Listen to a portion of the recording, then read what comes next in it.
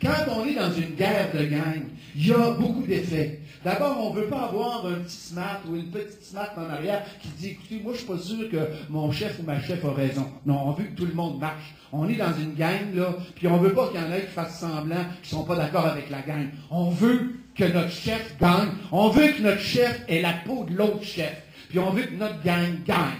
On est dans ce rapport-là, puis c'est un rapport primaire. C'est un rapport primaire. C'est un rapport où il est difficile de construire. Et c'est ça, la situation, des fois, qu'on nous décrit comme une sorte d'impuissance. C'est pas parce que les gens ne sont pas capables de se mobiliser. On le voit avec les gaz de schiste, on l'a vu avec le surroi, on le voit aussi dans des actions positives. Les gens, dans la vie communautaire, ils se mobilisent. Les gens, ils font de la politique dans la vie. Ici, dans ce comté-là, la vie politique est intense.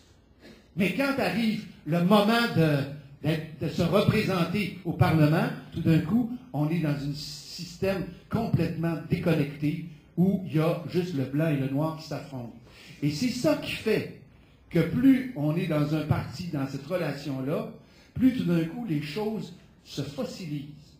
Et là, on dit aux députés, d'abord, vous faites tous partie de la bande, vous êtes tous égaux, puis il y en a qui vont développer des compétences, mais ultimement, là, c'est la tête en haut qui va décider quelle est la stratégie, qui va décider quelle est la politique. Parce que c'est la tête, le chef de gang, la chef de gang, qui a pour but d'aller faire sauter l'autre gang.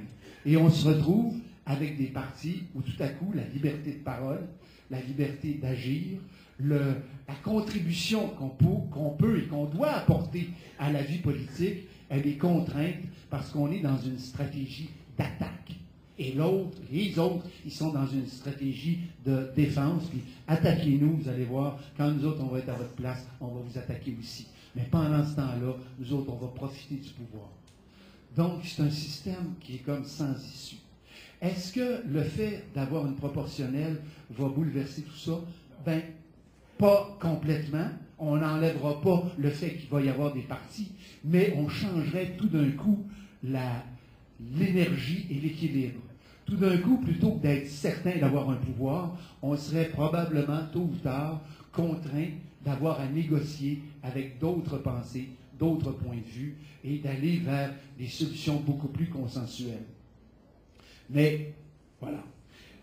Donc, c'est ça le point de vue, moi, qui est arrivé. Alors, vous comprenez que quand, tout à coup, une décision comme celle du projet de loi 104 arrive, ça confirme ce que j'ai vu. À l'inverse, quand je vais du côté du mouvement des gaz de schiste, qu'est-ce que je vois?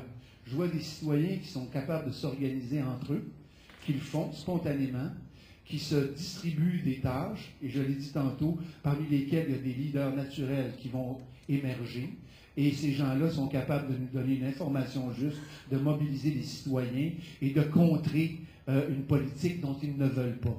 Malgré tout ça, la décision politique, elle est de refuser ce mouvement-là, de ne pas accéder à la parole citoyenne. C'est ça, le constat dans lequel, personnellement, puis je pense que je peux parler pour Louise et pour Lisette, c'est ça le constat qu'on a fait. Et c'est sûr qu'à un moment donné de l'existence, il faut qu'on décide si on obéit ou si on exerce pleinement notre geste, si on pose un geste de liberté. Mais un geste de liberté, quand c'est posé, c'est bien beau, mais ce n'est pas suffisant. Ça a besoin d'être accompagné de gestes de liberté de tout le monde.